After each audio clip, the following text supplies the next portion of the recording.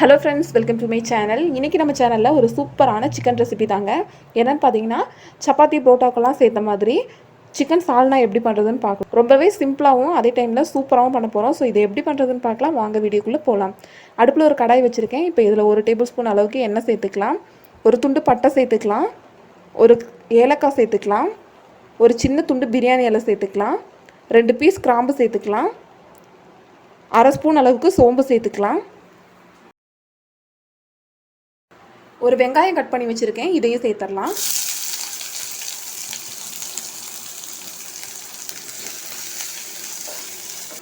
வெங்காயம் நல்லா வதங்கின பின்னாடி இதில் 1 ஸ்பூன் இஞ்சி பூண்டு பேஸ்ட் சேர்த்துக்கிறேன். சேர்த்து நல்லா மிக்ஸ் பண்ணிக்கலாம்.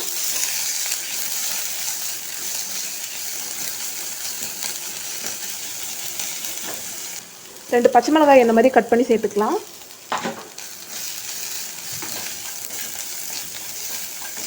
கால் ஸ்பூன் அளவுக்கு மஞ்சள் தூள் சேர்த்துக்கலாம்.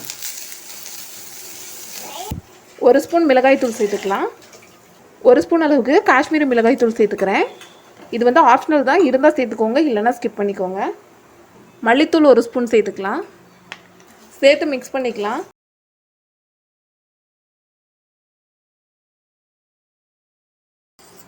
ஒரு தக்காளி கட் பண்ணி வச்சுருக்கேன், இதை இதில் சேர்த்துடலாம்.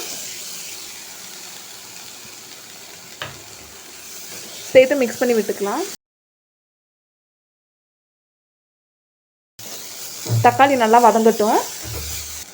இப்போ இதில் தண்ணி சேர்த்துக்கலாம். இது நல்லா கொதிக்கட்டும். தேவையான அளவு தண்ணி சேர்த்துருங்க.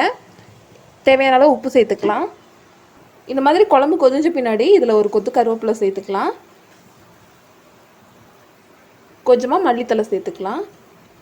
சேர்த்து மிக்ஸ் பண்ணிக்கலாம். 1/2 மூடி தேங்காய் எடுத்துக்கோங்க. அதில் மஞ்சத்தூள் போட்டு வறுத்து எடுத்து வச்சுருக்கேன். லைட்டாக வெறும் பேனில் போட்டு வறுத்து எடுத்துக்கோங்க. நான் இப்போ அந்த மாதிரி தான் வறுத்து எடுத்து வச்சுருக்கேன். அது கூட இந்த மாதிரி ஒரு 5 பல் முந்திரியை போட்டு அரைச்சி எடுத்துக்கலாம். தேங்காய் இந்த மாதிரி அரைச்சி எடுத்துட்டேன். இதை இப்போது இந்த சால்னாவில் சேர்த்துடலாம். சேர்த்து நல்லா மிக்ஸ் பண்ணி விட்டுறலாம். உப்பு செக் பண்ணிக்கோங்க. உப்பு ஒரு வேளை பத்தலைன்னா சேர்த்துக்கலாம். இப்போ பார்த்தீங்கன்னா கொதி நல்லா வந்துருச்சு. இப்போ இதில் நான் வந்து சிக்கன் இந்த அளவுக்கு எடுத்து வச்சுருக்கேன். 150 கிராம் சிக்கன் எடுத்து வச்சுருக்கேன். இதை இப்போ இதில் சேர்த்துடலாம்.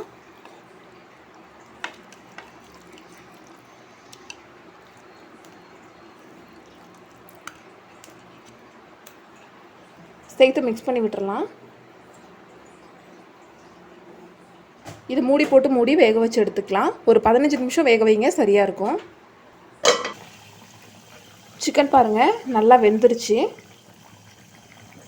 இப்போ இதில் 1 ஸ்பூன் கரம் மசாலா சேர்த்துக்கலாம். 1 ஸ்பூன் சீரகத்தூள் சேர்த்துக்கலாம். சேர்த்து மிக்ஸ் பண்ணி விட்டுக்கலாம். 1 நிமிஷம் மட்டும் இது கொதிக்கட்டும்.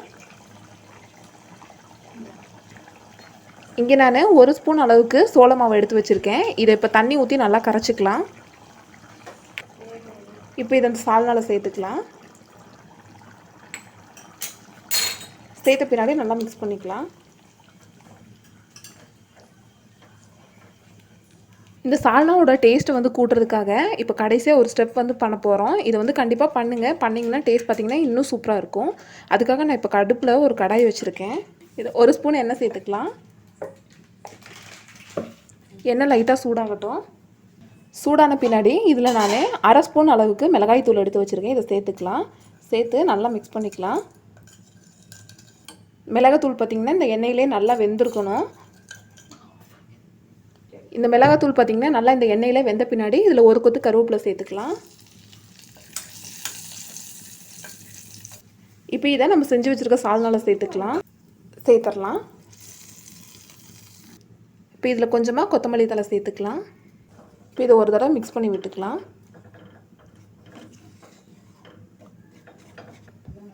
அவ்வளோதான், அடுப்பு ஆஃப் பண்ணிக்கலாம்.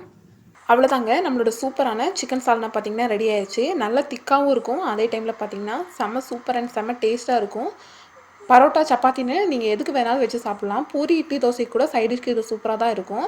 கண்டிப்பாக உங்கள் எல்லாருக்குமே பிடிக்கும். வீடியோ பிடிச்சிருந்தால் லைக் பண்ணுங்கள், ஷேர் பண்ணுங்கள், கமெண்ட் பண்ணுங்கள். மறக்காமல் நம்ம சேனலை சப்ஸ்கிரைப் பண்ணி பக்கத்தில் இருக்க பெல் பட்டனை கிளிக் பண்ணி ஆளுங்கிற ஆப்ஷனை செலக்ட் பண்ணி வைங்க. அப்போ தான் நம்ம போடக்கூடிய வீடியோஸோட நோட்டிஃபிகேஷன் எல்லாமே உங்களுக்கு வரும். தேங்க்யூ ஃபார் வாட்சிங் ஃப்ரெண்ட்ஸ்.